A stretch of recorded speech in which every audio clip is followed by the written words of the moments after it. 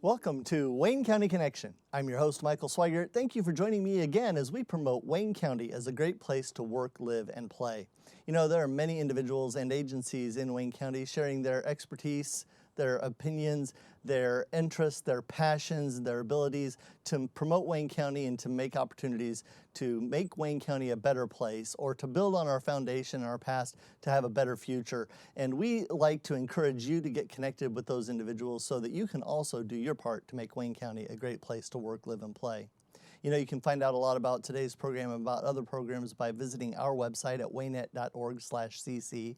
There you'll find links to today's program and to past programs and ways that you can get connected. You'll also find ways to share the program through the streaming and on-demand versions of the program that are available for viewers outside of Wayne County or for viewers who may not subscribe to cable television. We'd encourage you to share the program with people, friends, family, relatives, out-of-town guests and visitors that might be interested in learning more about the fantastic opportunities that are available here in Wayne County, Indiana. Thank you for joining us again. Today, our guest is a very special guest. She is Karin Hostetter. She is the Executive Director at Cope Environmental Center in Centerville, Indiana. And Karin, welcome to the show. Thank you. I'm excited to be here with you. Thanks. So I like to start all my programs with making the connection between our viewers and our guest. And so I'd like you to start by telling us a little bit about yourself. We know that you do have some Wayne County connections, but you're also a traveled visitor in some ways and a returning resident, as it were. Since this is a nature place and we talk about nature always has cycles, I feel like my story to here has been one of those cycles. I was born in Indianapolis, born and raised in Indianapolis, Indiana, then came and was a student at Earlham College, graduated there with a degree in outdoor education, which was very new at that time. It was a self-design major. It was such a new field. That took me to From here, I went down to just outside of Dallas, Texas, north of Dallas, where I was the educator of a museum and wildlife sanctuary. So we had a combination of things. It was a natural history museum, and we also had a bunch of acres and there. And I was there for 6 years. Then I moved to outside of a suburb of Denver, Colorado, and spent 35 years there in a variety of nature-oriented places. I worked for the zoo for 12 years in the education department. I worked for a prairie conservation organization and did programming there. So I've had a variety of nature experiences in science education outside of Denver. And then back in June at the height of the pandemic, I found myself moving back here to Richmond as the executive director of Cope. So I've kind of made a full circle in my own life of nature kinds of things. Well, welcome back to Richmond and Wayne County then, I suppose. Yeah. And thanks for bringing all of that expertise to our area.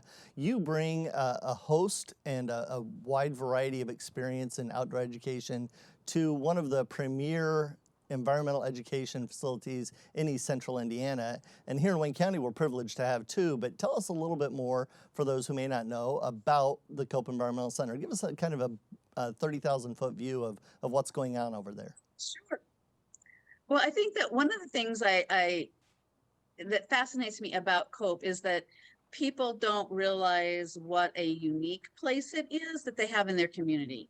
And we'll explore, I think, some of those things as we go along. But you ask about what was going on. And so I think there's so much going on, even through all the challenges of time right now, that people can take advantage of. And I think one of our highlights was just that during the entire pandemic, we were open because trails were open. We have 130 acres with over 3 miles of trails that are open dawn to dusk, and people can come out and hike. We're dog friendly as long as they're leashed and you pick up after them. We're dog friendly.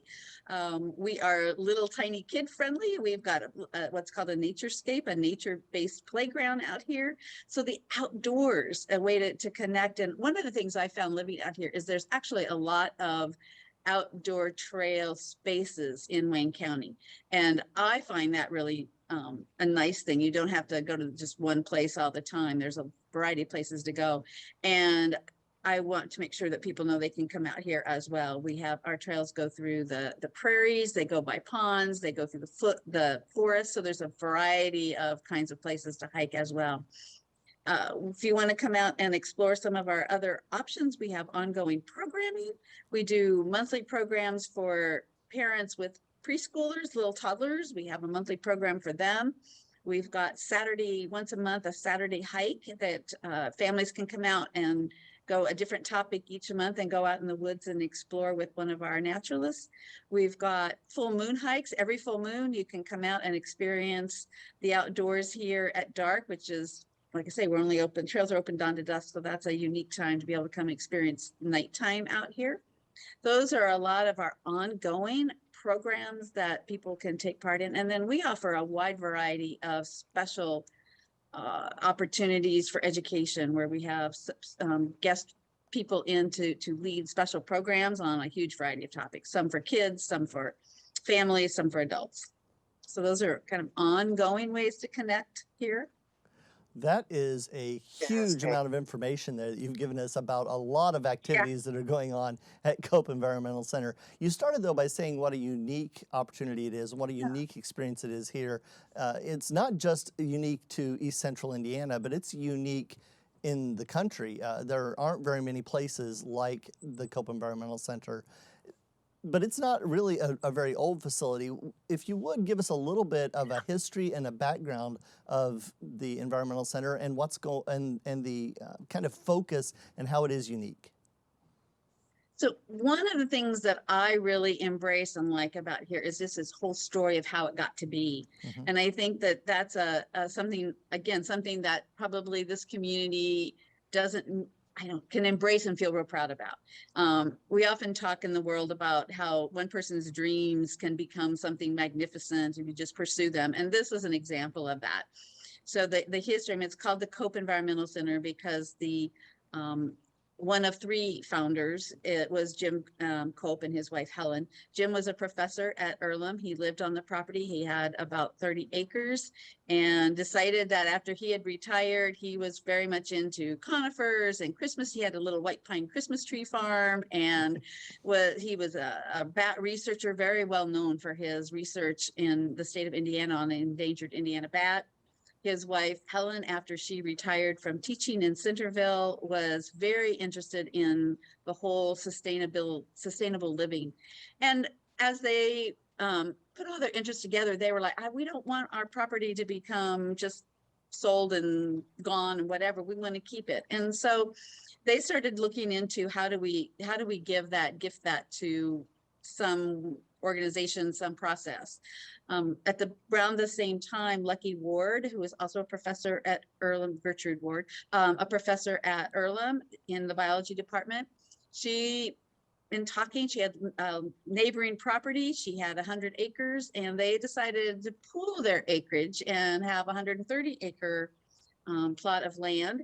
And another individual, Francis Parks, had the funding to make that happen. It seems like it'd be easy to make something, here's my land, make it available to everybody, but it did take some funding for the fees to make it all legal, and filing fees and lawyer fees to make it all legal. And Francis Parks had the ability to offer that funding. So the three of them took this dream of an individual and made it a reality for the community. So that's kind of how we got there. And one of the big there are kind of two areas that it really focuses on. One is people learning about the environment and feeling an appreciation for it and an understanding of it, and that leading to its other main focus, which is living a sustainable life and choosing actions in our daily life, whether we're individuals or businesses, that help the life of the earth be there for us in the future. So making sustainable choices. Right. And so that's part of the mission of COPE and part of what makes it super unique. And the Cope Environmental Center kind of tied in some of what you said earlier, that your outdoor education major was kind of new at the time. When the Cope Environmental Center took off. Earth Day had been around for a while, and there was a renewed focus or a new focus maybe in a lot of areas on sustainability and on promoting the earth and reduce, reuse, recycle, and so forth. And we already had a very wonderful facility over on the east side of Wayne County, the Hayes Arboretum, which Arboretum is a tree museum. You know, it's an outdoor, and you know, you can go learn about the outdoors, but it's kind of out there and you learn about it. And the Cope Environmental Center brought all of that outdoor. We're going to go out and learn about it, but not just have the trees in a museum. We're going to learn how to create a space in our daily life so that that's not unique, that trees are not a unique thing, that sustainability is not new, but it's part of our daily lifestyle. Right. Yeah, the recycling message was probably the first in this movement to sustainable living. It's a piece of it, and that was the first one that was put out there and people could take part in. Living sustainably is that plus a lot more. It is making choices in how you handle the energy in your house, and how you handle the water in your house, and what kinds of clothes you buy, and you know, it's a lot of other sort of hidden choices that as you learn about them, you start to think a little bit differently, so that your impact and your use of the Earth's resources is limited and is done in a way that you're not using it up so it's not there for the future. And that is a message that COPE is trying to live by itself in terms of the building that it's in, and tries to be a resource to individuals who want to learn about those choices and those issues to think about. Want to make changes. We have people contact us who they're remodeling and want to know how to do that more, you know, remodeling their homes. How do I do that more sustainably? And we would like to work more with businesses about what are little practices that we can put in place in our business that would help us lessen our impact on the earth. And that's a big piece of what makes COPE unique and a resource to the community. So there are a couple of things that you just said that I really want to focus on and really get our viewers excited about as well. It's interesting you mentioned the beautiful environment that COPE has, you know, the various outdoor environments, the pond, the forest, the prairie environment out there. So you get people out to experience it, and then people are going through the building, and we'll talk about that next. But they think, well, what can I do to make sure that this continues?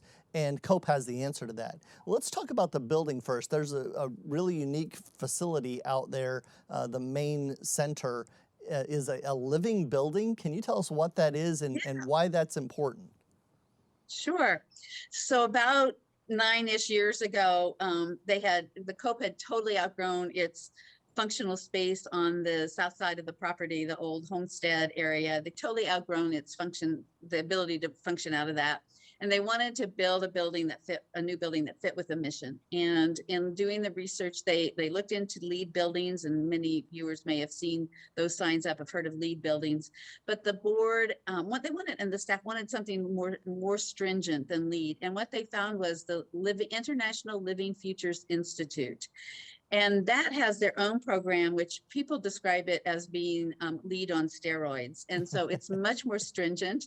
It has 7 different areas that you need to qualify in order to be what's called fully certified as a living building. And COPE decided to embrace that challenge. And they did.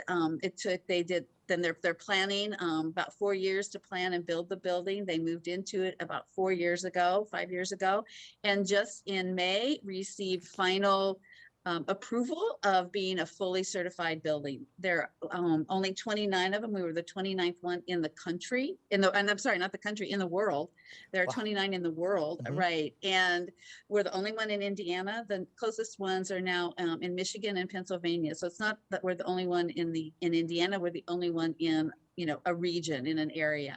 Right. So it was a lot of work. It was a lot of commitment, and it involves little things that some of this hidden sustainability things that people don't think about. It involves vetting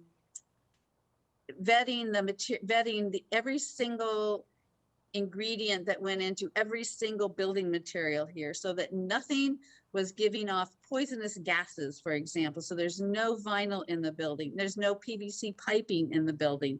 There's nothing that contains formaldehyde in the building.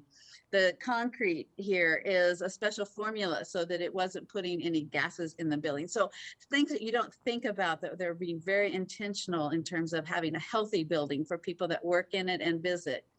The materials that came into the building, the heavier the material, the closer it had to be found to this location, so that the footprint of making heavy items, the cost of carbon to bring them here, this sounds kind of technical, but the cost to bring them here on the environment was lessened. And so the heavy items had to come from, close, within 60 miles. It's an almost 100% US made building because of that, because of those kinds of requirements. On the others, we had volunteers who participated in it, who all the woodwork in the building, which, yeah, you can actually see something behind me. Those are panels. Those were made by high school students and master carpenters with wood found in this area. Some of the wood in our building is from ash trees on the property that were being killed by the ash borer beetle. Others of it was found in somebody's local barn. He was no longer going to do woodworking, and he opened his barn to us, and there was a treasure trove of fantastic wood there that was recycled into the wood trim in the building. The cabinets were made by volunteers. So huge volunteer effort and local, a lot of recycling of materials. So it's a very, very special building with a lot of work went into it. And so achieving that certification, we're going to be announcing that over the next several weeks. We'll have a public date to be determined, where the public then can come out and really see the kind of hidden cool things of the building that went into it for sustainable purposes. So it is a very unique and special place in this community. Again, so much information that you've given us, and I have just a dozen questions to ask you, but we're going to run out of time. Real quick, though, I'm going to say, because you just mentioned there's a special event coming up, but you haven't announced a date yet, how can people find out about what's going on at Cope Environmental Center or get connected with you? Yes. By far the best way is to go to our website or our Facebook page. And I think you're posting for the viewers the context of both of those, but our webpage is really easy, copeenvironmental.org. And we keep that updated with what's going on, special events, things to look for, ways to interact with us, programs that are going on. I think that's the best place. And then we do try to keep things little, the blurbs posted out there on our Facebook page as well.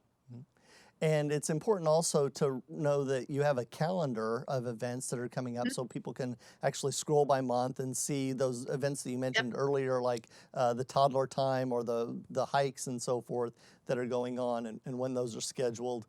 In addition to the public events that are scheduled on your calendar, you talked about helping businesses or individuals learn about sustainability and what they can do. And that's a huge topic. I'm sure I could ask you questions for a couple of days about that. And we've only got a few minutes left in the program. So I want to ask you, if I'm an individual and I'm not building a new house, I'm not going to spend 4 years planning a new structure to make sure that it's done, but I've got a 40 to 140-year-old house in Wayne County.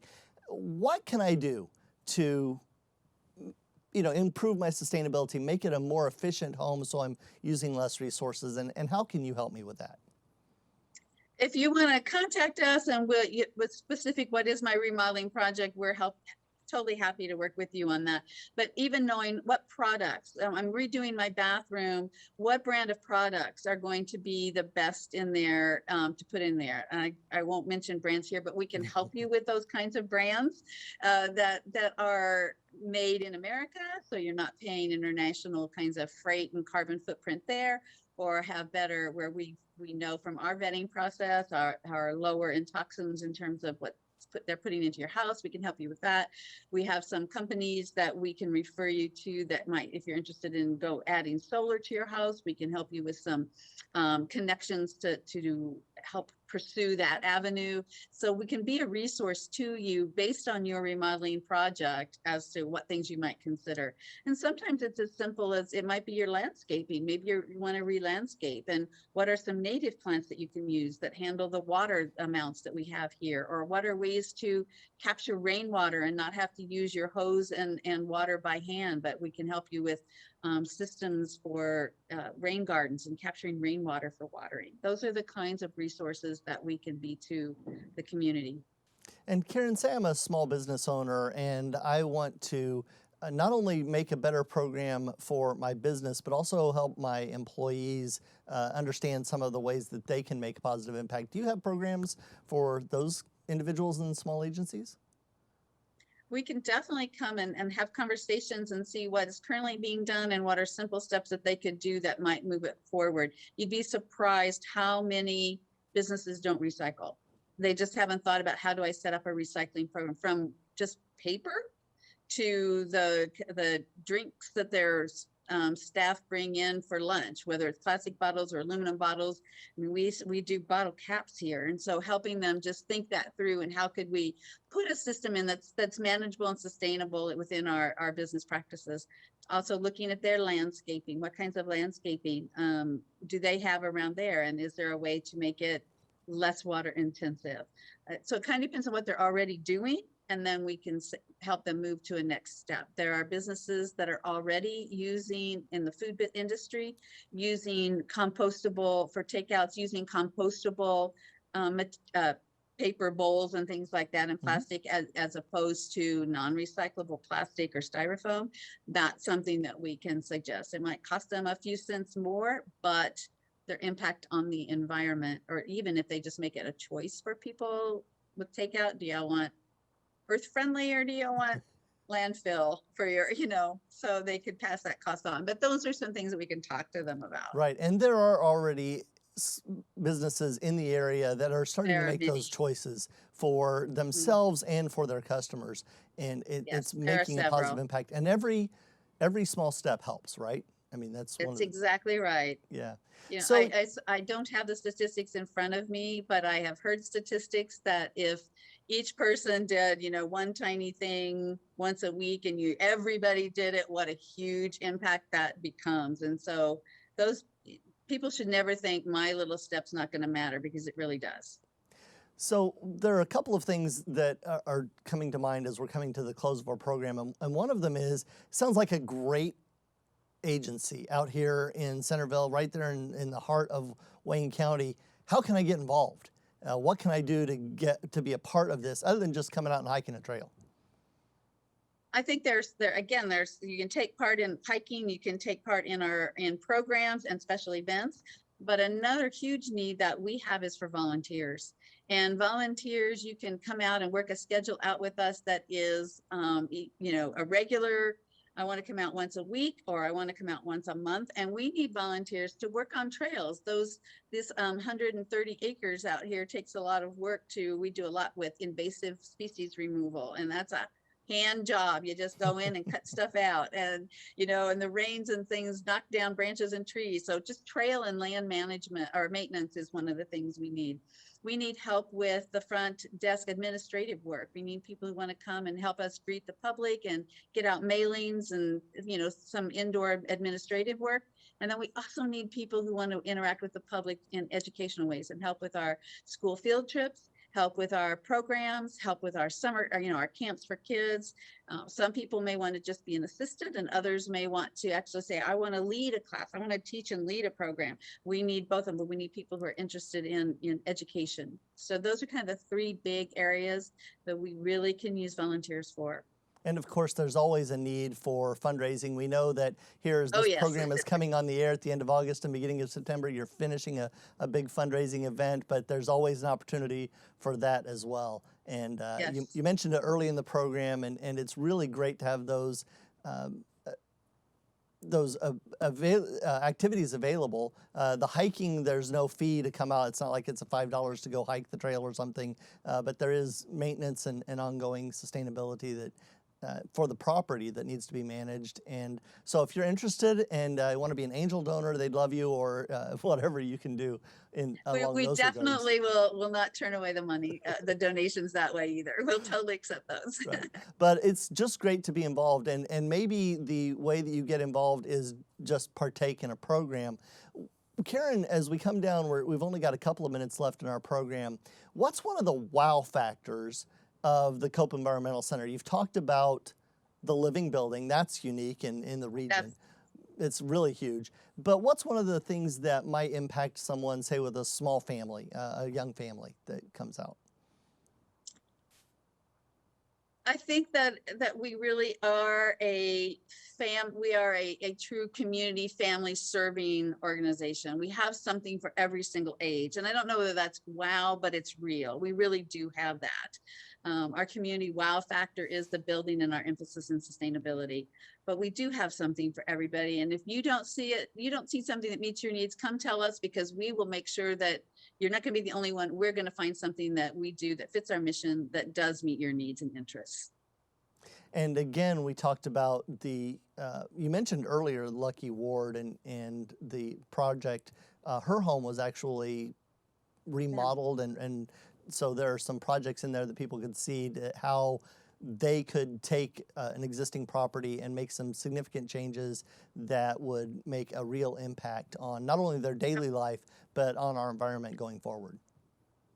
Yeah, they took that house that she lived in and updated it with a lot of things to make it a more sustainable model home.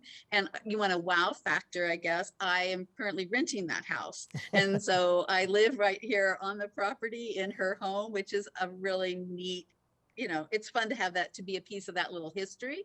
I can walk to work, which I love, and I'm surrounded by the woods. So yes, the house is there. The outside is always visible to people. The inside it's possible to tour the inside as well and see some of what those features look like on the inside, but that's by appointment. So. Right. Karin Hostetter is the Executive Director at Cope Environmental Center here in Wayne County. Karin, thank you for being on the program today and sharing with us about the amazing facility at Cope Environmental Center. Thank you for asking me to join you.